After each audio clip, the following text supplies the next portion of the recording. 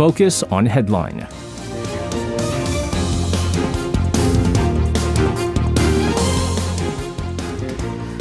All right, as always, to find out what's happening, all the major headlines that took place earlier in the day for the latest in Focus on Headline. We're going to turn to our reporters who are joining us for Focus Online. This time in the studio, we have Kwon So-ah and Choi Ji-hee as well. Guys, welcome back. Good evening. Good evening. All right, for all of our listeners out there, we have been keeping a close eye. We are, of course, approaching the end of the year. If we look back at some of the top stories that happened in the past 12 months or so, it's been trying to cut down on the inflation, the interest rates going up. Well, we're going to start things off with some outlook on the country's inflation. The BOK expects inflation in the country to ease steadily.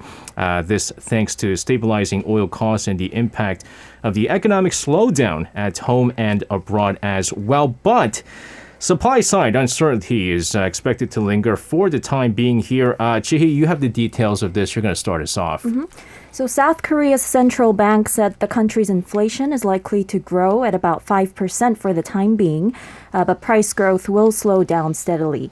However, the Bank of Korea expressed concerns that uncertainty remains high as there are supply-side factors such as the ongoing Ukraine war, sanctions on Russia, and oil exporters' decision to cut production that could send recently subsiding oil prices soaring again.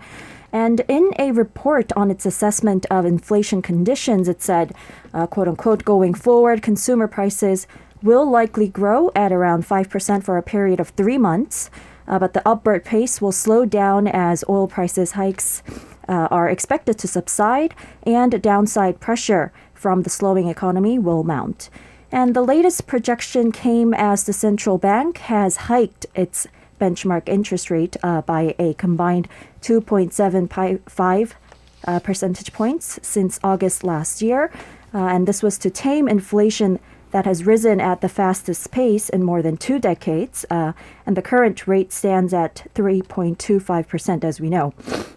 And inflation has been mostly driven by soaring energy and major commodity prices amid global supply chain disruptions, compounded by the war in Ukraine that broke out in February. I can't believe it's almost been a year since that war.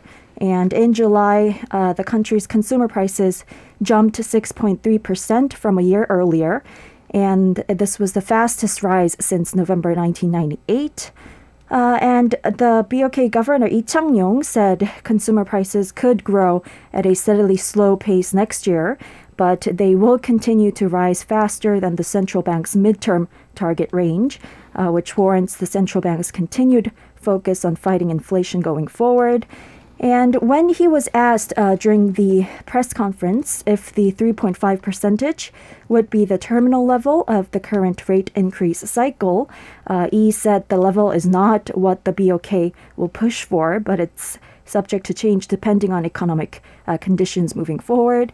And he said that the inflation rate gradually declines during next year.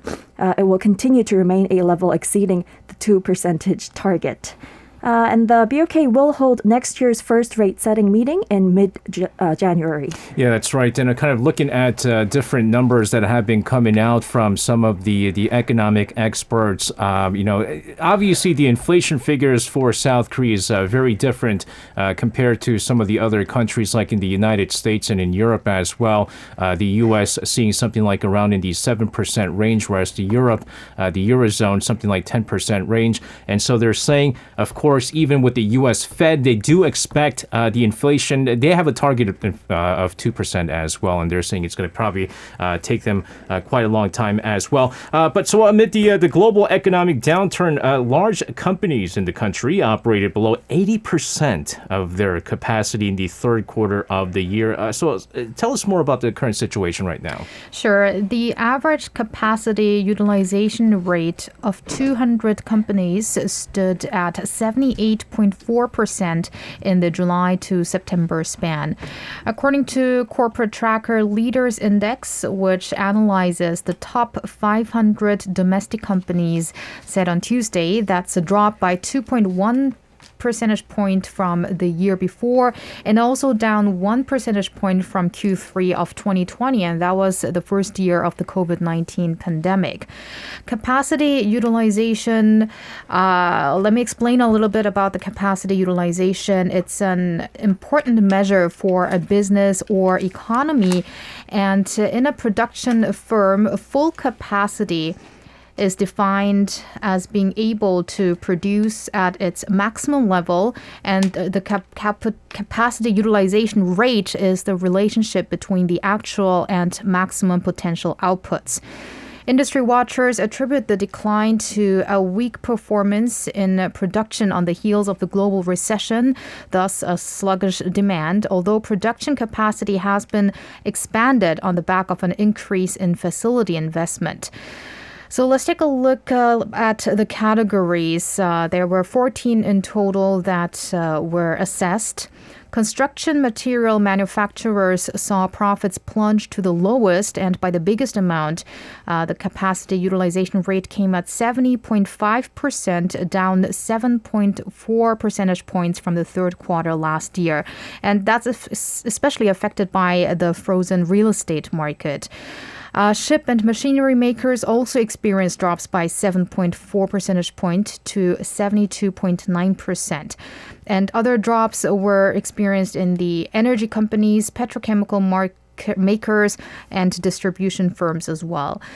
The only two sectors that enjoyed an increase were car and car parts makers and the pharmaceutical sector, with the rate rising by 2.5 percentage point and 0.8 percentage points respectively to 79.7 and 93% respectively. And of course, again, I mean, this was all widely expected as the global economic recession is expected to be protracted. Also, local companies facing a slowdown in business operations are also starting to reduce the number of employees and not to mention cut down on costs as well. We've been talking about how the employment figure has been increasing until recently, but when we do see recessions like this happening and companies just unable to afford some of the workers here, we're going to see a reduction in the number of employees. But let's get more on this, Chi-hee. Sure. So companies here and there are slowing down on recruitment and hiring and are even cutting down the number of existing personnel, offering them to resign voluntarily. Investing plans for next year are also being reviewed from a conservative perspective to tighten their management. And the wave of restructuring among the U.S. big tech companies has now shifted to the logistics and financial sectors within South Korea as well. And the industry is already highly concerned over a possible worst ever employment condition that may hit next year. So companies in the logistics, finance, and IT industries are reducing the number of employees and even their stores they operate to make the business run more efficiently under limited costs. And recommended resignation was also carried out, offering employees bonuses of up to 35 months worth of basic salary. Oh, wow. Yes, and as the industry situation faces a great slowdown this year with limited growth, companies have no choice but to cut down on the number of their existing employees as well. Some companies are also looking into making production staff go on temporary layoff in rotation with each other every 3 to 7 months. And the finance sector, including banks, has also begun receiving voluntary retirement applications. And from the 5 major banks of South Korea, including KB, Shinhan, Hana, Udi, and Donghyub, almost 2,400 employees will be leaving voluntarily. And as employment status is an index that comes after an economic recession usually, the labor market next year is expected to be hit even harder because of this year's economic recession. Some businesses may even face a mass discontinuation of their businesses. And according to a recent survey conducted by Inkurutu, only 10.3% of companies said they will increase the number of their newly hired next year. And over 30% answered they will hire fewer next year than this year. And also telecommunication and platform companies are also adjusting their recruitment plans following concerns over next year's economic slump. And the difficulty in the labor market is expected to be seen within the construction sector as well, because the real estate market is speculated to maintain its condition moving into next year. However, many large companies say they will continue their plans for investment in securing a new growth engine for the future while reducing overall operating costs. Yeah, and again, I mean, the consensus is that this, I mean, whether or not you want to admit that there is a recession going on, certainly the economic state here in South Korea is not looking so rosy, but it's not going to be something that's going to be there for a prolonged time is what they're hoping for. Hence, some of the larger companies are able to make these investments, but of course, the companies that are going to be impacted the most are pretty much the medium-sized companies and the smaller businesses as well.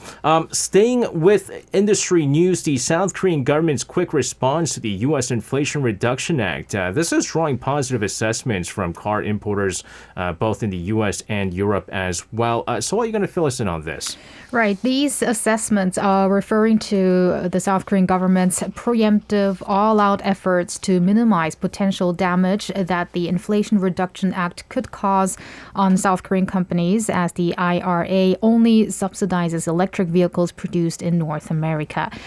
According to automobile industry sources on Monday, Jennifer Safavian, the CEO of the American International Automobile Dealers Association, said in a recent meeting with member companies that Korea responded very quickly by immediately highlighting the problem and actively suggesting alternatives such as the need to revise the law. She added the active communication between the Korean government, the U.S. administration, and Congress has been very helpful to the association and member companies. Now, the American International Automobile Dealers Association is a trade association representing the U.S. operations of international auto manufacturers that do business in the U.S., and its member companies include global brands such as Toyota, Mercedes-Benz, BMW, Volkswagen, as well as Korean firms Hyundai Motor and Kia. The association, too, is seeking countermeasures with member companies to minimize damage from the IRA. The global chief operating officer at Hyundai Motor, Jose Munoz, also said South Korea's response was quicker than any other country, even compared to those in Europe. Speaking of Europe, though, Germany and France are up to an aggressive response to the Inflation Reduction Act, with both of the country's economy ministers planning to make a trip to the U.S. in January to discuss the consequences of IRA and defend European nations' interests. Yeah, I mean, but, at the same time, it's not surprising that South Korea was the quickest to respond to the negative impacts of the Inflation Reduction Act, and that, South Korea's sales of electric vehicles was certainly robust compared to some of the other imported cars here. And you're obviously going to get the kind of response from an American International Automobile Dealers Association when sales of overseas cars are going to be impacted by the Inflation Reduction Act. But again, so far, all we've gotten from the Biden administration in regards to this was that, quote unquote, there are glitches and maybe there's some room for improvements here. But other than that, we haven't really been seeing anything on that front. But hopefully there are some changes there because according to some of the statistics that have been coming out, sales of electric vehicles for Hyundai Motor and Kia has been slumping ever since the passage of the Inflation Reduction Act. Guys, let's move on to some COVID-19 related updates here. The country's indoor mask mandates may possibly be lifted as early as mid-January. This is according to health authorities. But if you look at some of the numbers that are coming out these days, you question whether or not that may be the right thing. But at the same time, they are saying that if it is done so, it may be done in a phased manner. Jihee, you have more on this. Right. So as the South Korean government is considering lifting these indoor mask rules in mid-January, which is before the country's Lunar New Year Day, people may be able to enjoy the first mask-free holiday season in 3 years. So while the Ministry of Health and Welfare is set to announce on Friday its detailed measures on when and how the mask requirement will be relaxed, based on discussions with medical experts, some advisors taking part in the talks said it's highly likely that the mandate will be gradually lifted from this time at the earliest. And the easing of the measures is likely to come in two phases. So in the first phase, masks will no longer be a requirement but a recommendation in public places except for high-risk facilities such as hospitals, nursing homes, pharmacies, and public transportation. And the rule will then be fully lifted in all indoor facilities in the next phase. And the KDCA recently announced a set of indicators based on which it will decide when to lift the mask mandate. And they include the number of daily cases, the reproduction rate, which is the number of new infections caused by one case, and the medical capacity in emergency rooms, the number of critical cases, as well as booster vaccination coverage among the elderly population. But then there are widely differing views of the appropriate timing to remove the indoor mask mandate among experts. But then they all generally do agree that the mask requirement should eventually end within the country. But then, like you said, we're still seeing a rapid surge in Omicron's latest subvariants. And the latest study by the National Institute for Mathematical Sciences predicted daily infections to reach 100,000 in the next couple of weeks. Moreover, there are also suspicions that health authorities are in fact being pressured to lift mandate based on political calculations rather than based on scientific data.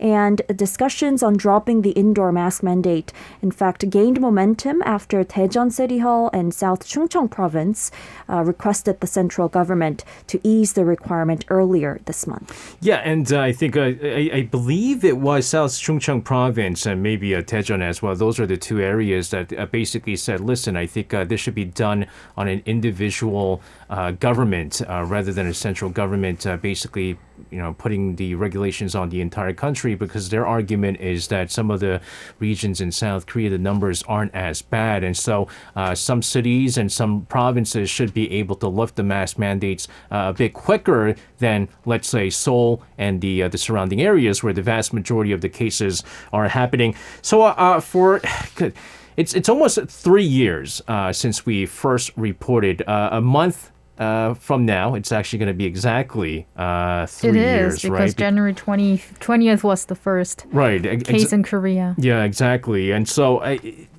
I'm sure, you starting off with a vast coverage on the COVID-19 issues, I don't know if you thought that, come 2022, December 20th, that you would still be talking about COVID-19. But certainly the numbers right now, it's not looking good. It almost seems we're seeing numbers that we saw, last year at the start of the pandemic as well. Let's take a look at the current COVID-19 situation with the numbers that came in earlier today. Well, SJ, as you mentioned earlier in the headlines, more than 87,500 new cases were posted in the past day, and that is the highest figure in 3 months.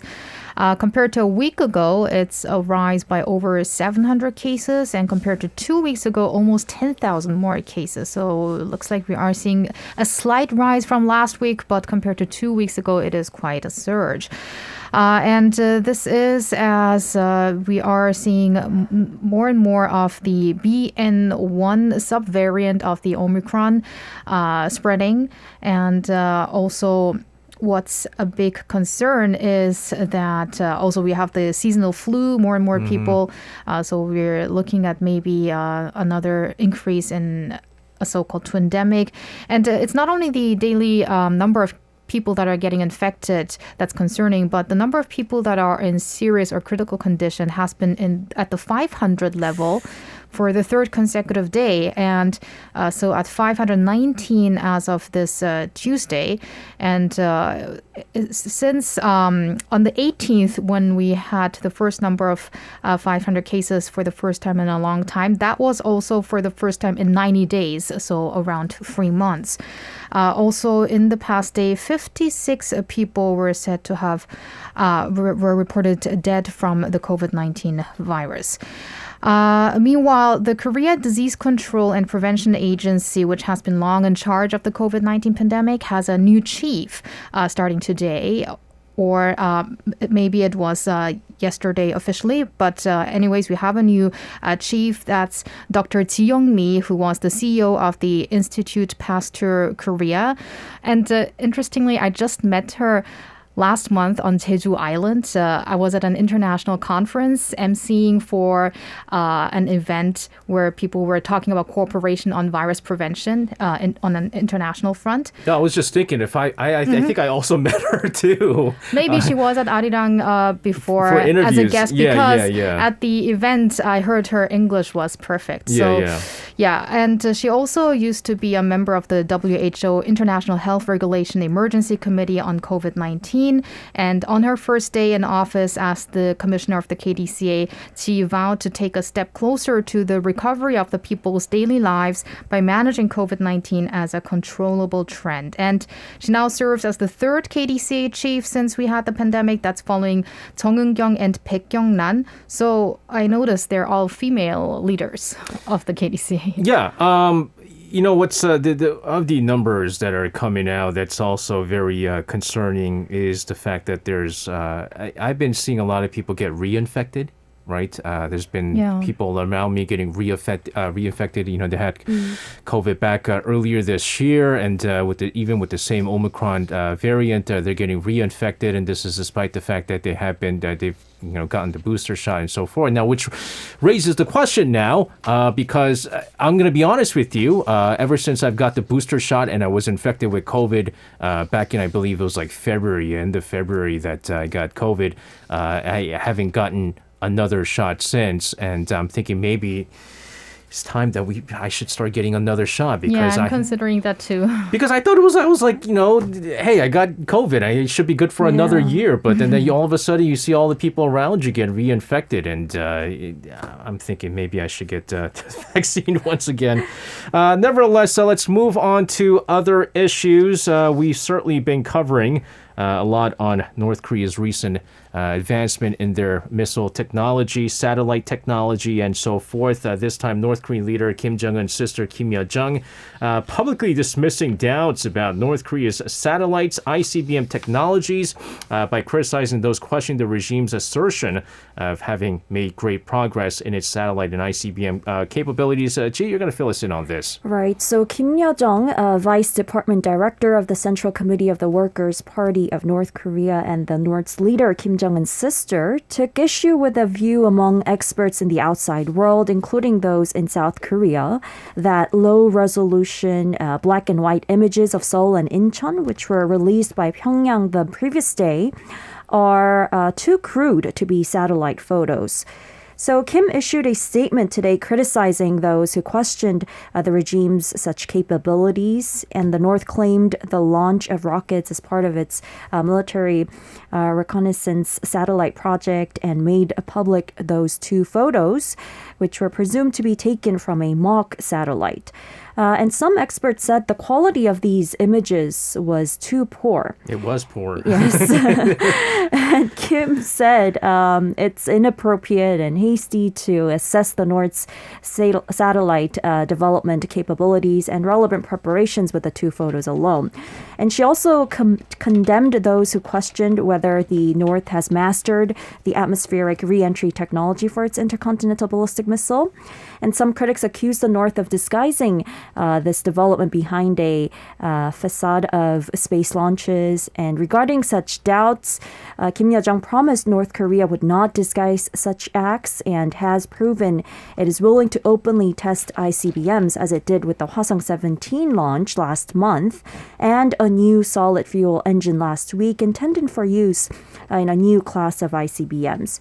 And she also implied a possible future test by adding it's something that may happen soon. So she said it's something you'll, referring to the international community, come to understand. And as a strong warning following the North's continued escalation of provocations, along with Kim Yo-jong's such harsh remarks towards South Korea and the U.S., the U.S. F-22 stealth fighter, which is considered the world's strongest fighter jet, was dispatched to South Korea for the first time in 4 years. And even the B-52H strategic bomber was also deployed near the Korean Peninsula, which will be used for joint Korea-U.S. training. Yeah, I mean, I'm just looking at the satellite imagery from North Korea recently once again. And again, I mean, really, it is low resolution. You compare that with some of the technology that, I mean, obviously, North Korea is not going to have, technology on par with the United States and South Korea as well. But it really is low resolution, which is why there was a lot of people that were questioning whether or not it was done through this latest technology. And you're, of course, going to be seeing some remarks by North Korea in regards to that. I'm sure they'll be pretty upset on this. North Korea, meanwhile, warning Japan on Tuesday against exercising counterstrike abilities. We talked about this yesterday as well, which, by the way, also kind of upset, in some aspects, upset some people here in South Korea. But this, of course, was included in Tokyo's national security strategy released last week. So let's get the details of this. Right. North Korea's foreign ministry said on Tuesday it will respond with what it called concrete or actual action against Japan's counterstrike capabilities, which it formalized in its recent revision of its key security document, which was endorsed by the cabinet last Friday. The Japanese government had pledged to acquire so-called counter-strike capability exclusively for defense purposes under what it calls the war-renouncing constitution. The revision comes amid North Korea's progress with its nuclear and missile program, as well as China's increases in its military buildup. So Pyongyang, not fond of this, obviously, said in its foreign ministry statement that Japan is triggering a, quote, grave security crisis on the Korean Peninsula and Northeast Asia. The statement stressed the counterstrike capability is not about a sovereign state's lawful right to defend itself, but gives the country the permission to launch invasive strikes against other countries. It's actually quite funny that North Korea is saying this because it's exactly what it is doing as well. But what it said in the statement is in response to Japan's move to realize unjust and excessive ambition, that North Korea will continue to show how much we are concerned and displeased with, as I said, actual action, how they expressed it. Pyongyang, however, did not elaborate on what it meant with these actions. Yeah, there's a number of things that happens because of Japan's recent announcements on their counterstrike capabilities. Number one, many experts are saying that North Korea doesn't care for Japan. They're really not trying to threaten Japan. I mean, I guess they're upset that Japan has been working very closely with both South Korea and the United States as well. But the missiles that they shot over Japan and so forth, it's not to directly threaten them. But again, oftentimes these provocations and previous nuclear tests, they were done so to kind of leverage themselves when it comes to future negotiations with the United States and South Korea. But what this does now is going to really upset China. Basically, China is going to go, and North Korea, see, look what you did, man. All those provocations that you were conducting and also getting Japan involved. Prior to this year, they really didn't get Japan involved with this. And now China is going, look, because of all your threats, quote unquote, the provocative acts and your threats, Japan is now going into this. And now having Japan kind of ramp up their military, the United States could kind of use that for their military strategic assets for China, right? And so now China is going to be very much upset about this. But others are also arguing that Japan, by kind of ramping up their military, it's going to raise the tensions in the region, the Asia-Pacific region. So it's not really a good move on that part. So nothing is working well at this point. And of course, the big question is whether or not North Korea will eventually come back to the negotiating table, because certainly doesn't seem like that way right now. Guys, let's move on to other issues. The European Union on Monday having approved its first ever cap on gas prices after months of political bickering over the matter. The decision on the gas cap was finalized during the last Energy Council of the Year over in Brussels. Let's get some more details of this, Chi-hee. Sure. So the recent decision by the EU to operate a cap system for gas prices is aimed at curbing energy prices, basically, which is a crisis, of course, exacerbated by Russia's decision to stop supplying the EU with fossil fuels to retaliate against the region's sanctions over its war in Ukraine. Now, the gas cap, which is to be implemented on the 1st of February and come into force on the 15th of the same month, will, however, come with stringent conditions attached and safeguards for suspension in case it backfires. So EU officials had previously described it as an instrument of deterrence aimed at preventing the most excessive episodes of volatility and speculation. And the cap is to apply to the Tidal Transfer Facility, TTF, which is Europe's leading hub for gas trading, and other similar venues as well. So the prices set every day at the TTF have a strong influence on the bills that companies and consumers receive every month, and it'll be automatically activated, but only if two of these conditions are met. So first of all, if TTF prices reach or surpass 180 euros per megawatt hour for at least 3 days, and this is a significant shift from the initial proposal by the European Commission, which planned for the cap to be activated when gas prices reach 275 euros for 10 consecutive days. And the other condition is if TTF prices are 35 euros higher than the market reference of liquefied natural gas during at least 3 consecutive trading days. I guess now, with all that's going on, Chi-hee was saying earlier in the segment that she can't believe that it's already been this long since the start of the Ukraine war. A lot of things have happened in the past near 10 months right now. But the big question right now is, what's Russia up to next? Well, what we did see is Russian President Vladimir Putin having met with his Belarusian counterpart, Alexander Lukashenko, on Monday. Now, this is a very rare meeting. Putin, I believe, going to Minsk himself, and this is apparently seeking military cooperation. The consensus is that despite the fact that Belarus is probably one of the closest allies of Russia, that they're probably not going to be trying to get themselves into this war unless they're 100% sure that Russia is going to win this. But this meeting with Lukashenko kind of raises a question whether or not there might be some major announcement expected from Putin in the near future. So let's get some more on this. Right. The two allies sat together for a rare meeting, as you said, although we know Belarus is one of the countries and I again should say rare countries that supports Russia in its war with Ukraine, but it is actually the first visit by Putin to Belarus since 2019. So Putin and Lukashenko were said to have discussed closer military cooperation, but in the updates I see the war in Ukraine was actually not mentioned at a press conference held after the talks. Nevertheless, Ukraine is bolstering its defense at the border with Belarus with armed forces and ammunition over fears of new attacks. And Belarus shares borders with Russia and Ukraine. And also, just hours before this meeting, Moscow, in fact, launched a fresh barrage of drones attacks in and around Kyiv.